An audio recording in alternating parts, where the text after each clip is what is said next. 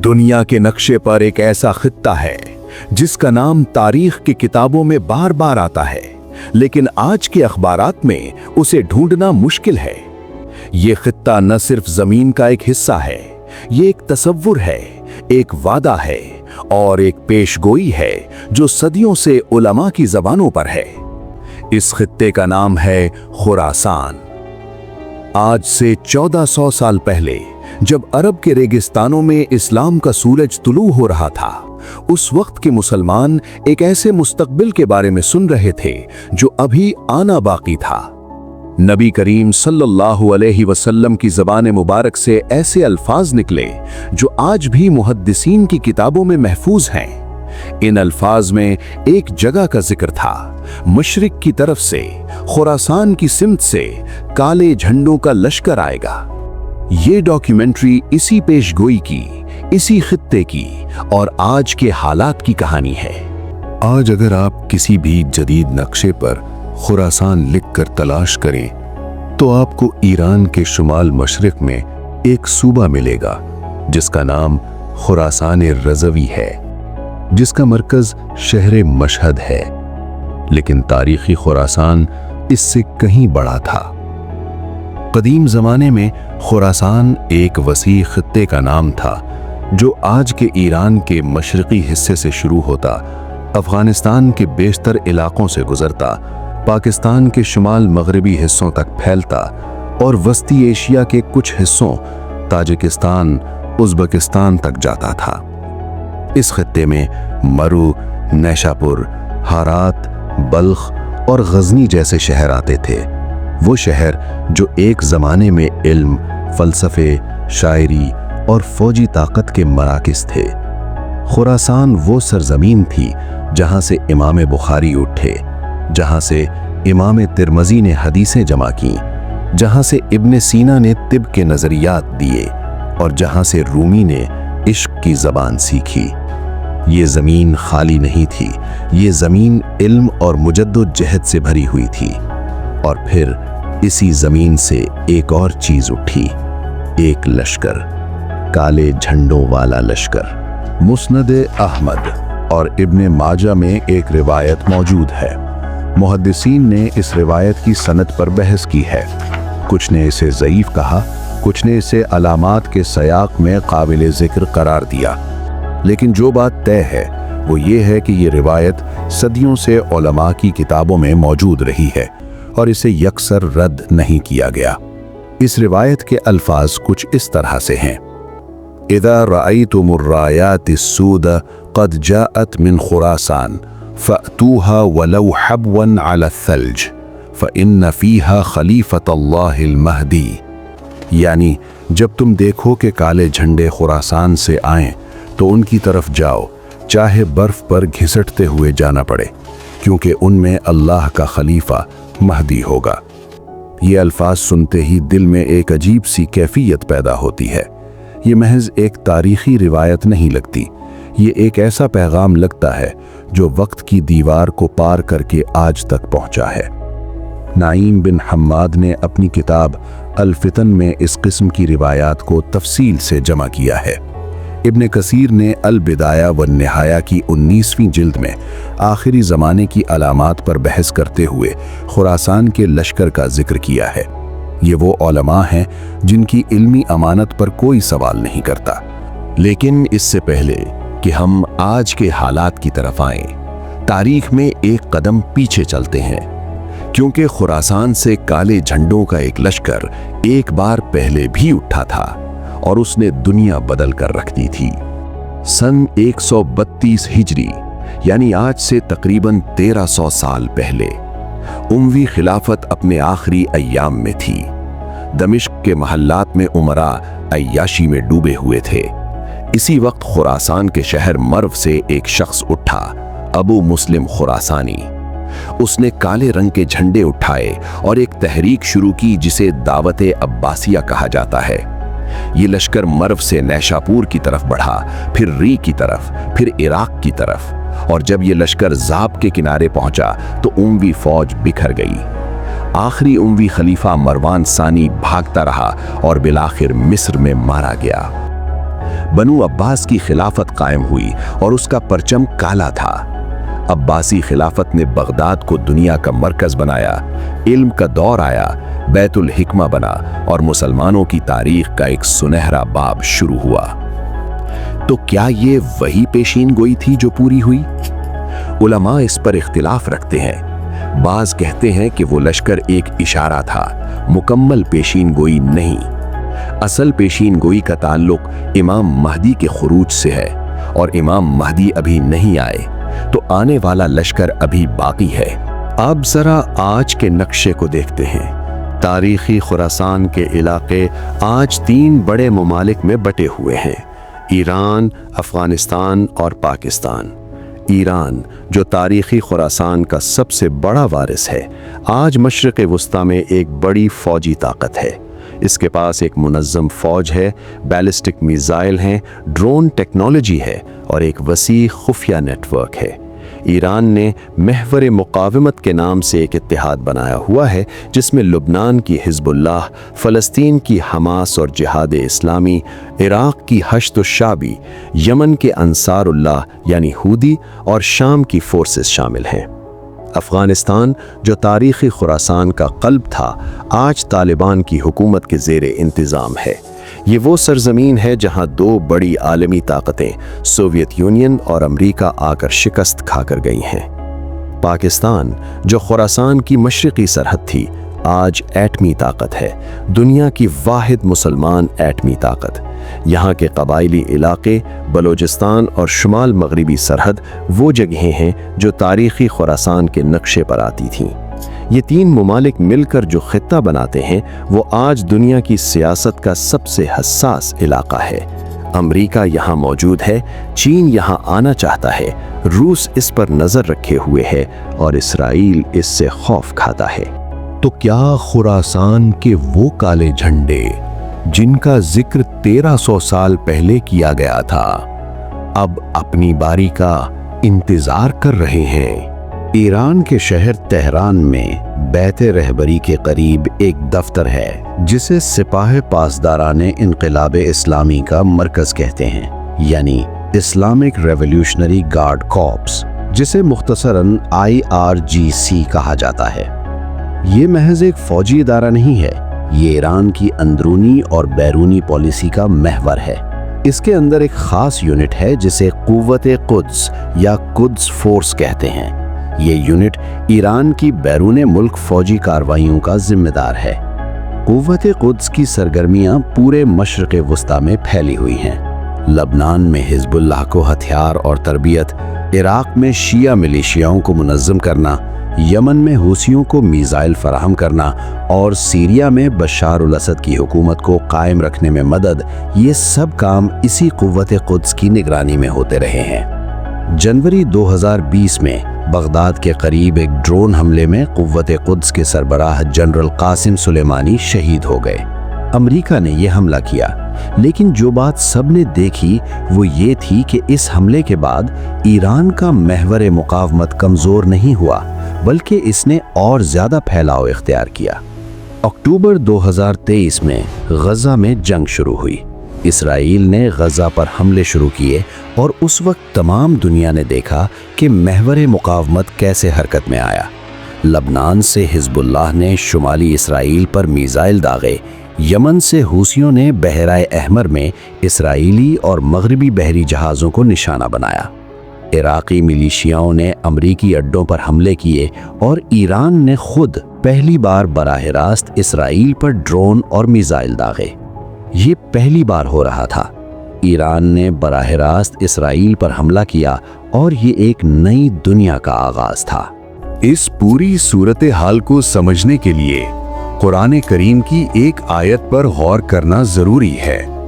سورۃ الانفال آیت نمبر 60 میں اللہ تعالیٰ فرماتے ہیں وَأَعِدُّوا لَهُم مَّا اسْتَطَعْتُم مِّن قُوَّةٍ وَمِن رِّبَاطِ الْخَيْلِ تُرْهِبُونَ بِهِ عَدُوَّ اللَّهِ وَعَدُوَّكُمْ، یعنی اور تم ان کے مقابلے کے لیے جتنی طاقت جمع کر سکو، قوت اور گھوڑوں کی تیاری کرو، تاکہ اس سے اللہ کے دشمن اور تمہارے دشمن ڈریں۔ یہ آیت مسلمانوں کو دفاعی اور فوجی تیاری کا حکم دیتی ہے۔ اس آیت کا تعلق صرف 7ویں صدی کے مسلمانوں سے نہیں، یہ ایک عام اصول ہے جو ہر زمانے کے مسلمانوں پر لاگو ہوتا ہے۔ ایران اس آیت کو اپنی فوجی پالیسی کی بنیاد سمجھتا ہے۔ ایرانی رہنما بار بار اس آیت کا حوالہ دیتے ہوئے اپنے میزائل پروگرام، ڈرون پروگرام اور محور مقاومت کو جواز فراہم کرتے ہیں۔ یہ ایک سیاسی موقف ہے، لیکن اس کی بنیاد ایک قرآنی آیت میں ہے۔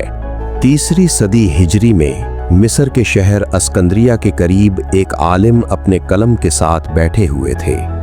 ان کا نام نعیم بن حماد تھا، ایک محدث، ایک مورخ۔ انہوں نے ایک کتاب لکھی، کتاب الفتن۔ یہ کتاب محدثین کی نظر میں متنازع ہے، اس میں کچھ ضعیف روایات بھی ہیں، لیکن یہ کتاب اس موضوع کا سب سے قدیم اور سب سے جامع ماخذ ہے۔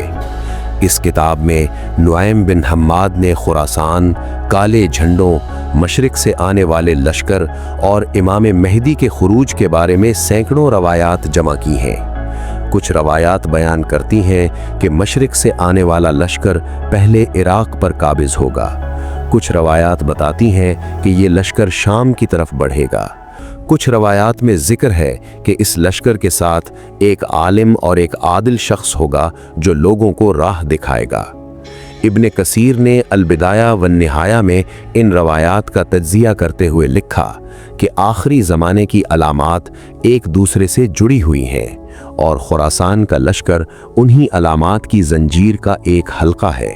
اب بات کرتے ہیں عراق کی، کیونکہ خراسان کی پیشگوئی کو سمجھنا ہو تو عراق کو سمجھنا ضروری ہے۔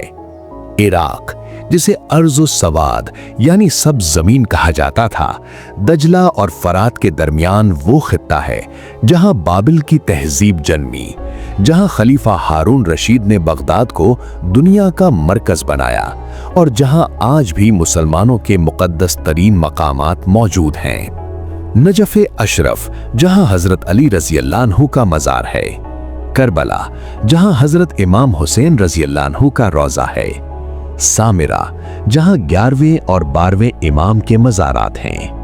یہ مقامات عراق کو مسلمانوں، خاص طور پر شیعہ مسلمانوں کے لیے ایک مقدس سرزمین بناتے ہیں۔ 2003 میں امریکہ نے عراق پر حملہ کیا اور صدام حسین کی حکومت ختم کی۔ اس کے بعد جو خلا پیدا ہوا اسے مختلف طاقتوں نے بھرنے کی کوشش کی۔ ایران نے اس موقع سے فائدہ اٹھایا اور عراق میں اپنا اثر و رسوخ بڑھایا۔ حشد الشعبی پاپولر موبلائزیشن فورسز ایک ایسی فوجی تنظیم بنی جو اگرچہ عراقی حکومت کے تحت ہے، لیکن جس پر ایران کا گہرا اثر ہے۔ آج عراق ایک ایسا میدان ہے جہاں امریکی فوجی اڈے ہیں، ایران کے حمایت یافتہ ملیشیا ہیں، کردوں کی خود مختار حکومت ہے، اور سنی، شیعہ اور کرد آبادیوں کے درمیان ایک نازک توازن قائم ہے۔ اور پیشگوئیوں میں عراق کا ذکر بار بار آتا ہے، خاص طور پر کوفہ اور بغداد کا۔ کوفہ، جو آج کے نجف کے قریب ہے، کو امام مہدی کے خروج کے بعد ان کے مرکز کے طور پر ذکر کیا جاتا ہے۔ اب اس موضوع کے سب سے اہم حصے کی طرف آتے ہیں، امام مہدی کا خروج۔ اہل سنت اور اہل تشیع دونوں مسلمان امام مہدی کے آنے پر یقین رکھتے ہیں، اگرچہ دونوں کے عقیدے میں کچھ فرق ہے۔ اہل سنت کے نزدیک امام مہدی ابھی پیدا نہیں ہوئے، وہ آخری زمانے میں پیدا ہوں گے اور ظہور کریں گے۔ اہل تشیع کے نزدیک وہ پہلے سے موجود ہیں، غیبت میں، اور وقت آنے پر ظاہر ہوں گے۔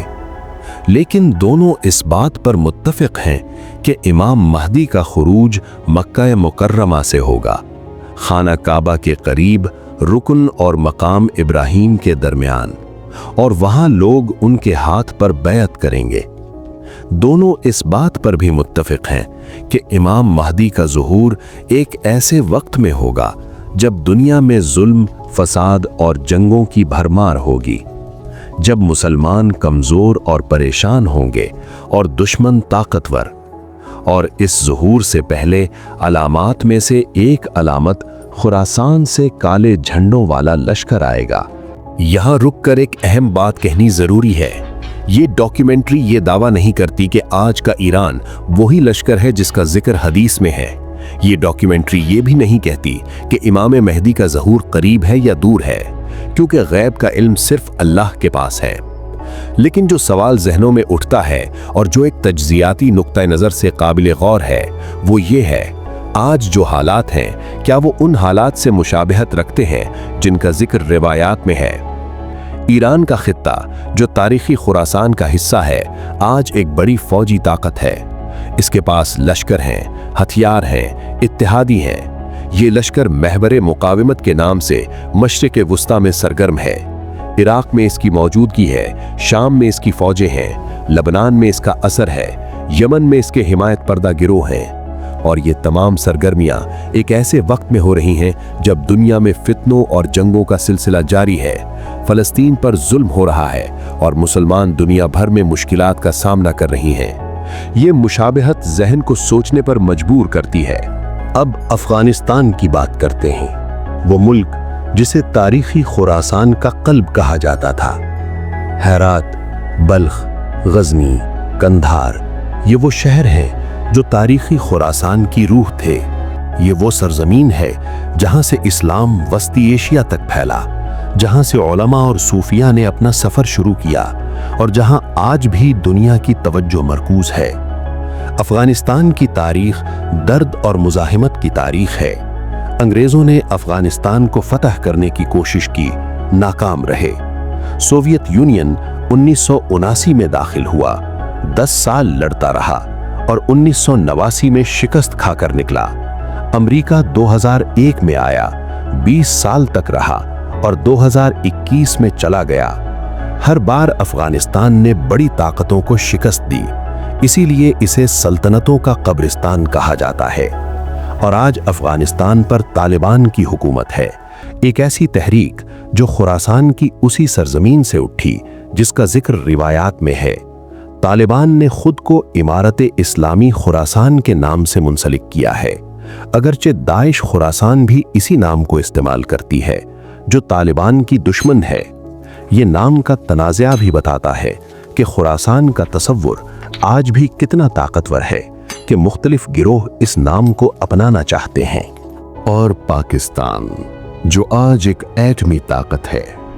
तारीखी खुरासान की मशरकी सरहद हिंदुकुश के पहाड़ों से गुजरती थी, वो पहाड़ जो आज पाकिस्तान और अफगानिस्तान को अलग करते हैं। पाकिस्तान का खैबर पख्तूनख्वा, अबायली इलाके और बलूचिस्तान के कुछ हिस्से इसी तारीखी खुरासान के दायरे में आते हैं। पाकिस्तान एक अजीब मोड़ पर खड़ा है।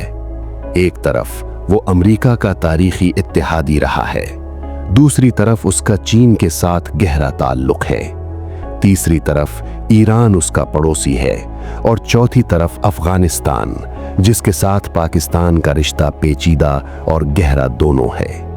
और पाकिस्तान के पास एटमी हथियार हैं, दुनिया की वाहिद मुसलमान एटमी ताकत। ये हकीकत पूरी दुनिया को मुतवज्जे करती है और कुछ लोगों को परेशान भी करती है। जब हम खुरासान की जुग्राफियाई हुदूद को देखते हैं और उसमें पाकिस्तान की एटमी ताकत, अफगानिस्तान की मुजाहिमत और ईरान की फौजी सलाहियत को रखते हैं, तो एक ऐसी तस्वीर बनती है जो सोचने पर मजबूर करती है। रिवायात की रोशनी में इमाम महदी के खुरूज की जुग्राफियाई सिमत क्या है? रिवायात बताती हैं कि पहली बात, इमाम महदी का ज़हूर मक्का मुकर्रमा में होगा। रुकन और मकाम के दरमियान बैअत की जाएगी। इस वक्त मुसलमान दुनिया भर से उनकी तरफ आएंगे। दूसरी बात, खुरासान से आने वाला लश्कर उनकी हमायत में आएगा। ये लश्कर मशरिक से आएगा और रास्ते में कोई ताकत उसे नहीं रोक सकेगी। तीसरी बात, यमन से भी एक लश्कर आएगा जिसे जैशुल यमन कहा गया है। चौथी बात, इमाम महदी के ज़हूर के बाद उनकी तवज्जो शाम की तरफ होगी। यमन से हूथी आज बहरे अहमर में सरगर्म हैं और इसराइल के खिलाफ मिसाइल दाग रहे हैं। ईरान का लश्कर महवर मुकावमत इराक और शाम में मौजूद है। और शाम, जो गुज़श्ता चंद साल से जंग का मैदान बनी हुई है, आज भी कई ताकतों की कशमकश का मरकज़ है। ये मुशाबहतें काबिल तवज्जो हैं, अगरचे हम यकीन से नहीं कह सकते कि ये वही वाक़यात हैं जिनका जिक्र रिवायात में है। इस पूरी बहस में उलमा का किरदार बहुत अहम है। कुछ उलमा जैसे शेख यूसुफ अल-करदावी, शेख नसीरुद्दीन अल-अलबानी और दीगर ने खबरदार किया है कि इन रिवायात को बहुत एहतियात से समझना चाहिए। तारीख में बहुत से लोगों ने मुख्तलिफ वाक़यात को अलामात समझकर गलत नताइज निकाले और खुद को या अपनी कौम को नुकसान पहुंचाया। दूसरी तरफ कुछ उलमा कहते हैं कि इन रिवायात को यकसर नज़रअंदाज करना भी दुरुस्त नहीं है। दरमियानी रास्ता ये है कि एक, इन रिवायात को पढ़ें और समझें। दो, हालात पर नजर रखें लेकिन जल्दबाजी में नताइज ना निकालें। तीन, अपनी जिम्मेदारियां अदा करते रहें, इल्म हासिल करें, कुव्वत बनाएं, इत्तेहाद कायम करें। चार, अल्लाह पर भरोसा रखें और दुआ करें कि वो मुसलमानों को कामयाबी दे। अब एक नजर आज की दुनिया की ताकत के तवाज़न पर डालते हैं। अमेरिका अभी तक दुनिया की सबसे बड़ी फौजी ताकत है, लेकिन अफगानिस्तान और इराक की जंगों ने दिखाया कि फौजी ताकत हमेशा काफी नहीं होती। चीन तेजी से उभरती हुई ताकत है। उसने ईरान और सऊदी अरब के दरमियान सिफारती मुसालहत कराई, जो एक बहुत बड़ा कदम था। चीन बेल्ट एंड रोड मंसूबे के जरिए पाकिस्तान, ईरान और वस्ती एशिया में अपना नेटवर्क बना रहा है। रूस यूक्रेन की जंग में उलझा हुआ है, लेकिन सीरिया में उसकी फौजी मौजूदगी है और वो ईरान के साथ ताल्लुकात बना रहा है। इसराइल एक छोटा लेकिन फौजी तौर पर बहुत ताकतवर मुल्क है। एटमी हथियार रखता है, अगरचे सरकारी तौर पर तस्लीम नहीं करता। अमरीकी हिमायत पर इन्हिसार करता है और ईरान को अपना सबसे बड़ा खतरा समझता है। और इस सब के दरमियान खुरासान का खित्ता, ईरान, अफगानिस्तान, पाकिस्तान एक ऐसे तिकोन की तरह खड़ा है जिसकी तीनों जिले ताकत, तारीख और मजहबी अहमियत से भरी हुई हैं। एक बात और काबिल गौर है, काले झंडे का तस्वुर। इस्लामी तारीख में काला रंग मुख्तलिफ मानों में इस्तेमाल हुआ है। नबी करीम सल्लल्लाहु अलैहि वसल्लम के झंडों में भी एक काला झंडा था जिसे उकाब कहा जाता था। अब्बासियों ने काला झंडा अपनाया। आज दाइश ने काले झंडे इस्तेमाल किए। ईरान के कुछ मिलिशिया ग्रुप भी काले रंग के झंडे इस्तेमाल करते हैं। लेकिन क्या हर काला झंडा उठाने वाला ग्रोह वही है जिसका जिक्र रिवायात में है? बिल्कुल नहीं। रिवायात में जिस लश्कर का जिक्र है वो एक खास लश्कर है, एक ऐसा लश्कर जो इमाम मेहदी का साथ देगा, जो अदल कायम करने आएगा, जो अल्लाह की राह में होगा। किसी भी ग्रोह को महज काला झंडा उठाने की वजह से वो लश्कर नहीं समझा जा सकता। तज्जियाकार और उलमा दोनों कहते हैं, अलामत की शक्ल न देखो, बातिन देखो। क्या ये ग्रोह अदल करता है? क्या ये कुरान और सुन्नत पर चलता है? क्या इसका मकसद अल्लाह की रजा है? ये सवालात काले झंडे से ज्यादा अहम हैं। और अब एक नजर मुस्तकबिल की तरफ। कोई नहीं जानता कि आने वाले साल क्या लाएंगे, लेकिन कुछ रुझानात वाज़ेह हैं। ईरान और इसराइल की कशमकश बढ़ती जा रही है। मशरिक़ वुस्ता में इत्तेहादों की तरतीब बदल रही है। कुछ अरब मुमालिक इसराइल के करीब आए इब्राहीम मुआहिदे के जरिए, लेकिन गज़ा की जंग ने इन मुआहिदों को नाजुक बना दिया है। पाकिस्तान में सियासी अदम इस्तेहकाम है, लेकिन पाकिस्तान की फौज और एटमी ताकत बरकरार है। अफगानिस्तान में तालिबान की हुकूमत है, एक गैर तस्लीम शुदा हुकूमत, लेकिन वहां एक नज़्म कायम है जो पहले नहीं था। और पूरी मुसलमान दुनिया 1 अरब 97 करोड़ से ज्यादा लोग एक ऐसे मोड़ पर खड़े हैं जहां शायद तारीख का धारा बदलने वाला हो। लेकिन यहां रुककर एक अहम सवाल पूछना चाहिए, क्या पेशीन गोइयों पर यकीन रखना काफी है? नहीं।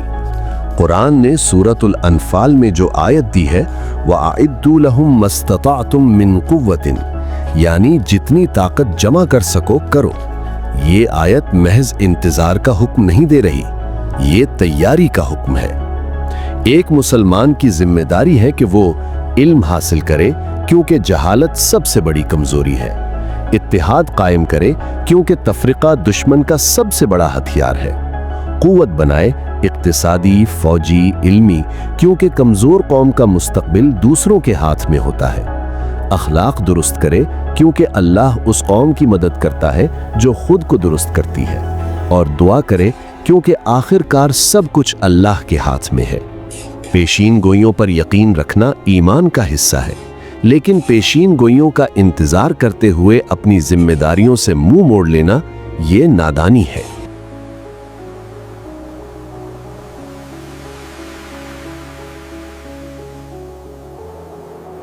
आज से 1400 साल पहले अरब के रेगिस्तान में एक नबी ने अपने सहाबा को एक मुस्तकबिल की खबर दी। उन्होंने मशरिक की तरफ इशारा करते हुए कहा, वहां से काले झंडे आएंगे। खुरासान की जमीन आज भी मौजूद है, ईरान, अफगानिस्तान, पाकिस्तान की सूरत में। इस खित्ते में आज फौजी ताकत है, मजहबी जज्बा है, तारीखी शऊर है और एक अजीब कशमकश है।